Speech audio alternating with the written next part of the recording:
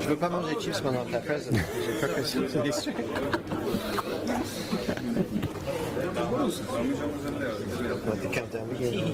All right. Okay, welcome.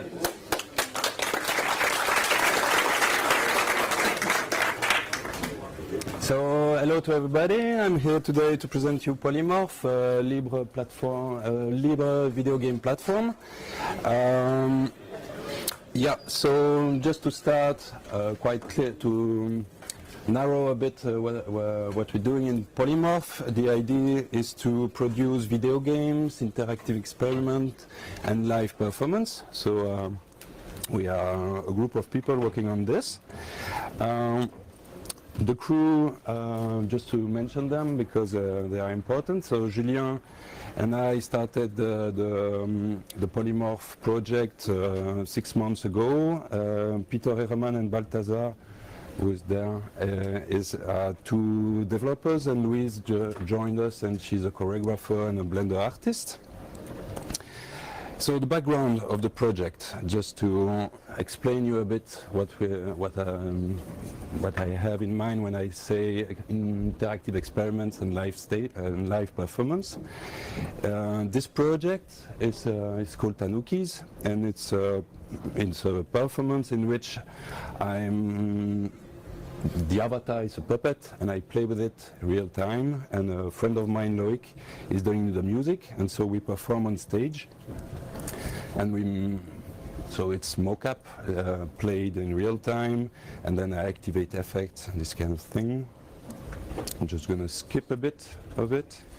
So there was sounds. This is the sound of Loic. It's quite important. So when I'm talking about experimenting with video game technologies, it's to this kind of thing that I'm thinking. So in this project, I've worked a lot on the animation part, and I've recorded. I did a new motion system in Unity. So all the things that animate the avatar are a custom animation engine. On the right, you see that it's controlled via. Sorry. I'll turn the music down a bit. Yeah. So it's controlled by MIDI controller and apps, so via a tablet. Another part of the project was to work on an interactive installation involving a dancer. So this time, real time, without any recording. And this is a video of a residency that has been made in IMAL. It's a center for digital art in Brussels. And for this, it's a research I started at Numédiar. It's a research lab linked to the University of Mons. And the idea is to have a mocap system made of Kinects. So we have 4 Kinects merged together and providing the animation data to the avatar. As you see, it's not yet perfect. It's glitching a bit, but it starts to work.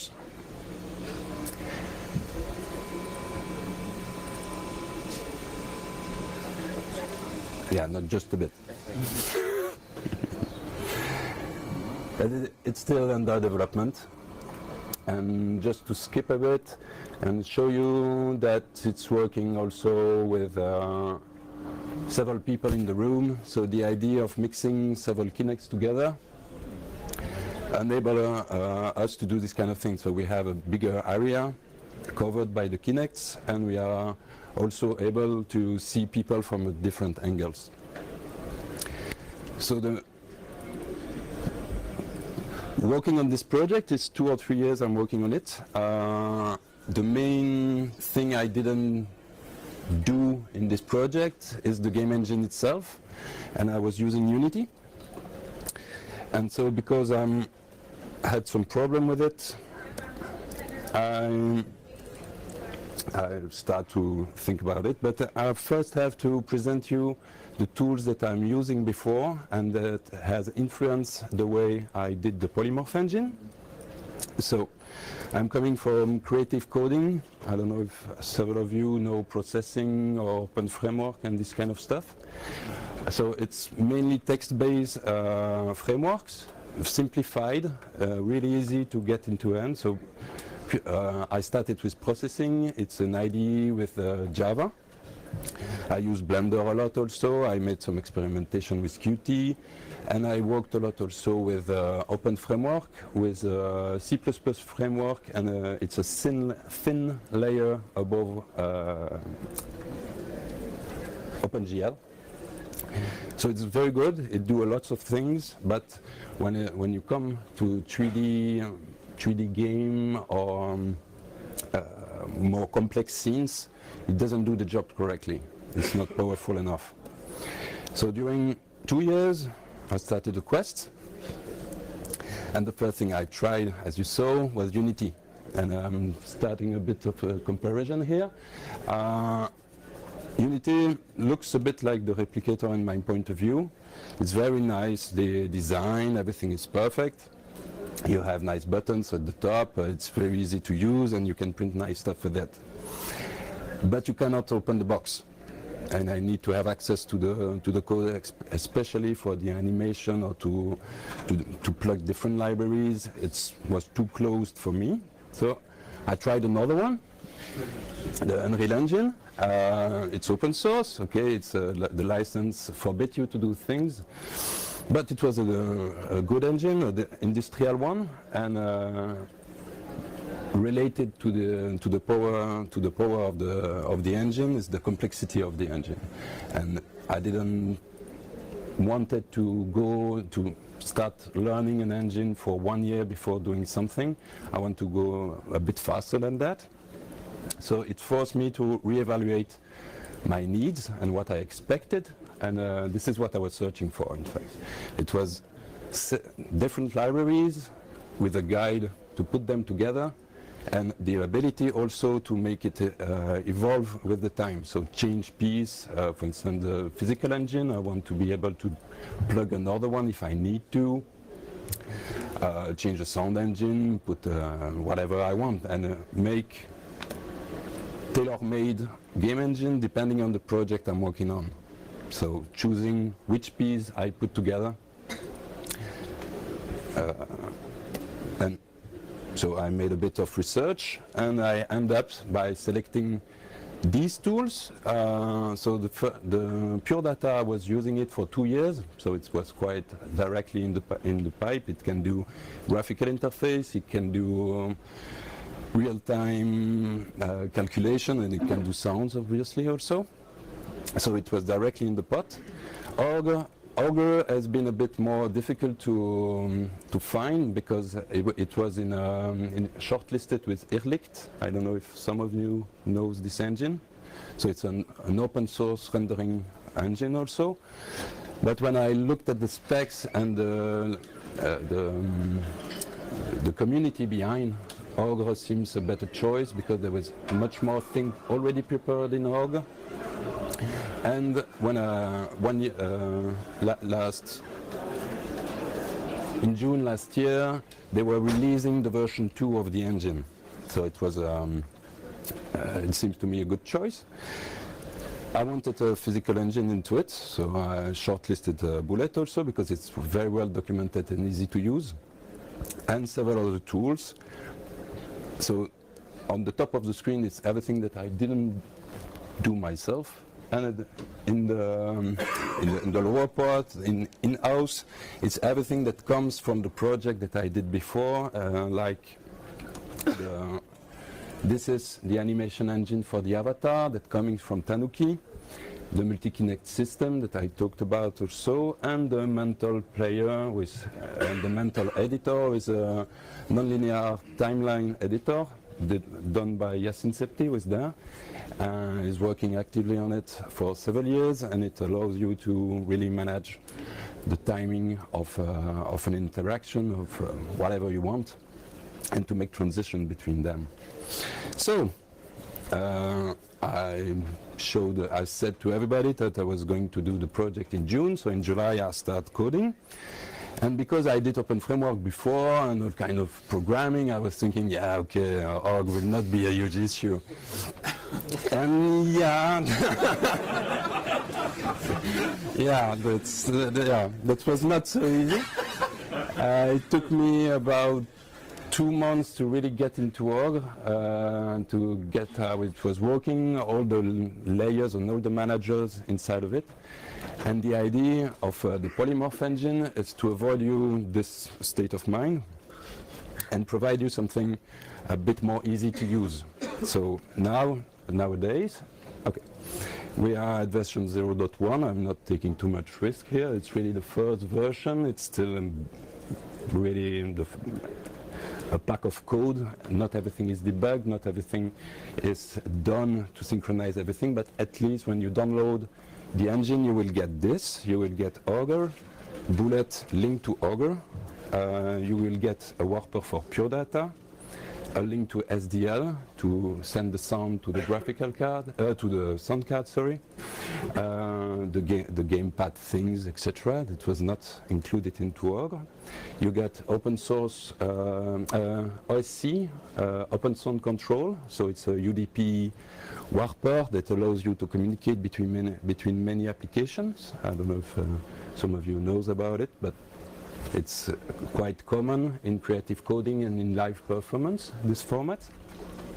XML is there not because I can parse XML, it's quite straightforward to parse XML, but because I provide with the package a way to describe scenes and projects in XML. Ogre doesn't give you any kind of external scene description format, so I will show you after that how it's done, and several assets. But the important thing about Polymorph is that I try to make it simple. So here, what I'll show you is the way I want to create a cube and to add physics to it. And this is the kind of code you have to write in Ogre to get it working. So you got nodes, you got entities, you got to link them together, you have to load AABB, so it's bounding box, you have to set the material on the cube, etc., etc. And after that, here at the bottom, it's everything to prepare the relation with Bullet and get back the information from the physical engine to your object, etc. So this is what is behind, and here is what it gives when you're using Polymorph engine. So you just create a P node, so everything is prefixed by P, so you create a P node, you say it's a cube, and you can add the scene manager and its name, and then you can declare it has the physics of a box. So I think it's quite straightforward to use. And the line below, the XML, is the same thing, but in XML format. And you can load it into your application and directly have the object pre-configured for you. You have questions about it? No. So, what's inside the package? So, first of all, a simplified API. I have an empty project. I think it's quite important to have an empty project that you can just copy paste and start coding into it and to discover and to test things. Simple examples also showing you different features of Ogre, of PD, and how to make them communicate. Ogre-ready assets. So Ogre comes with a whole system of shader management and compositor management. This is also available in the examples. Blender files, documentation, etc., etc. About the OS, I'm working on Linux, so for the moment it's you can install quite easily via one script the whole engine on Linux. Windows, a friend of mine is working on it. Oh yeah, that's my battery. Yeah. So for OS 6, it will come a bit later. Ogre is is working on a Ogre is working on an OS 6 version. Once they will be done, I will integrate it, but not before. Oh no. Sorry. About the license, it's the code is released under BSD and BSD license, and all the assets are in Creative Commons, so you can go and pick what you want inside of it. Sorry. What I had after that, I just have to reboot. The thing.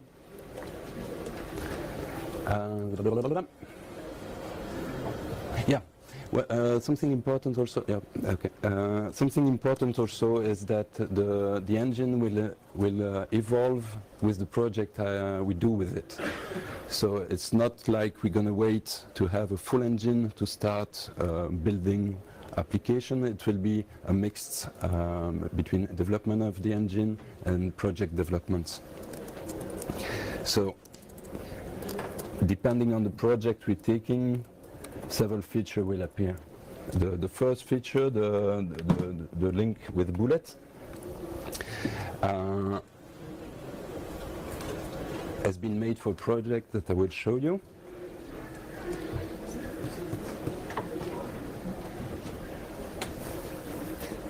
Yep, sorry. Is it pretty? Yeah, it's starting.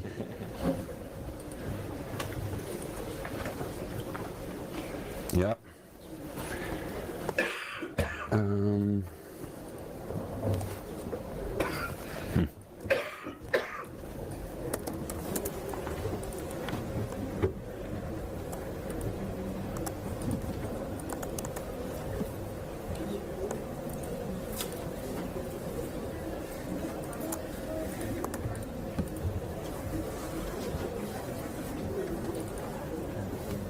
Okay.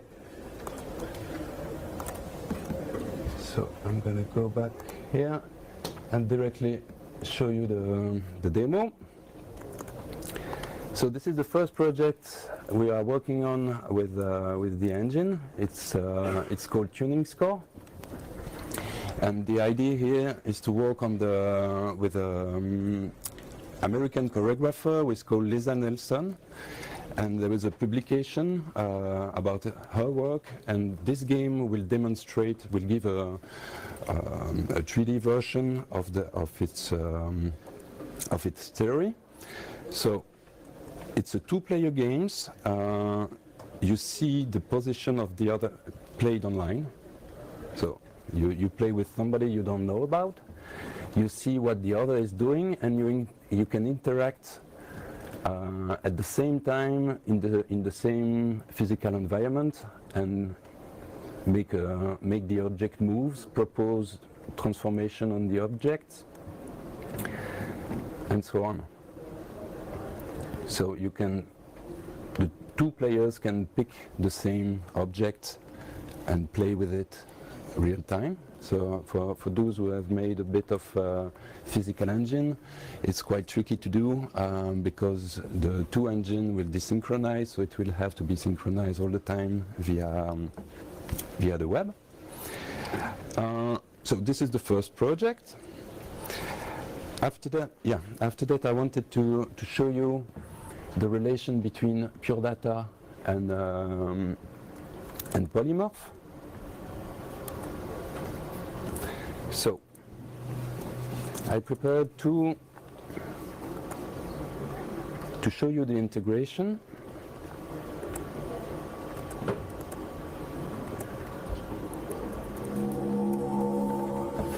So what you see here is there is a cube rotating.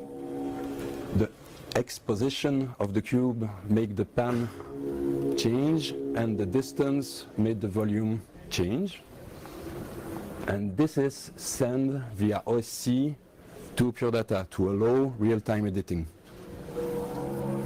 So what you see here is the data retrieved in Puredata, the position of the cube retrieved in Puredata, but you can also process information here and send it back to the engine. So what I'm doing here is I just make an envelope detection on the sound, scale the sphere and the second cube, and copy the position of the cube and the rotation of the cube, of the big cube on the small one. And I can modify this real time. I don't know, this is the, yeah. That's the advent. Translation. Yeah, no, it's going below. What I'm changing here, the ball is moving in a sinus with the sin. And what I'm doing here is I'm putting more. And when you have two screens, it's a bit more visual. It's a bit more clear what you're doing. But you can also change the mapping of the data between what Ogre is sending you and what you're putting back in the engine. So this is the edition mode that allows you to really change the behavior of the sound and the behavior of the object via Puredata. And by using custom object made for this, you can also just run the engine. Sorry, that's not this one. That's this one. You can run the engine with the patch loaded inside the engine without changing anything to the patch. So you can really use Puredata to edit, and then you just have to integrate it and launch it in release mode. After that, I have several little, I will just show this one. I'm going fast. This one is show you that you can edit. You can edit skeletons. You can visualize the structure of the armature of the skeleton and play with it real time. This is quite simple. And I have another demo about shaders mainly. You will see that I can move the object, change the background effects, and then I control the evolution of a shader. I can enable another one, etc., etc. So it's a 3D game engine. And I have many other things, but as the time goes by, do you have any questions? Yeah. I assume this is C++ only. Yeah. Are you planning on adding any bindings to other languages? I've looked in. I think Lua is a nice scripting language. Maybe later, not for now, because there is still a lot to do in C++. But yeah, definitely it would be cool. But I didn't do it yet. So if I do Ogre, there is a binding for Java and Python for Ogre, but it has to be integrated. The classes I've did have to be integrated with that also, so it's not ready yet. Other questions? Yeah.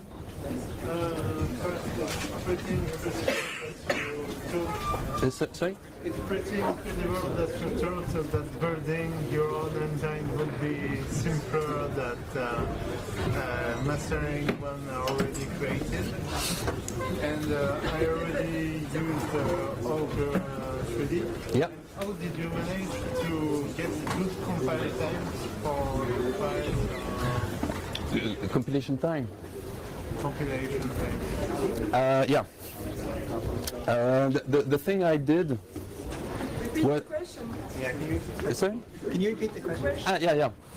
So the first question was about how I can be dumb enough to think that building my own engine will be faster than mastering Unity or Unreal. And the second one is about compilation time. So for the first question, I don't think I will do better than Unity or Unreal. Not for now, maybe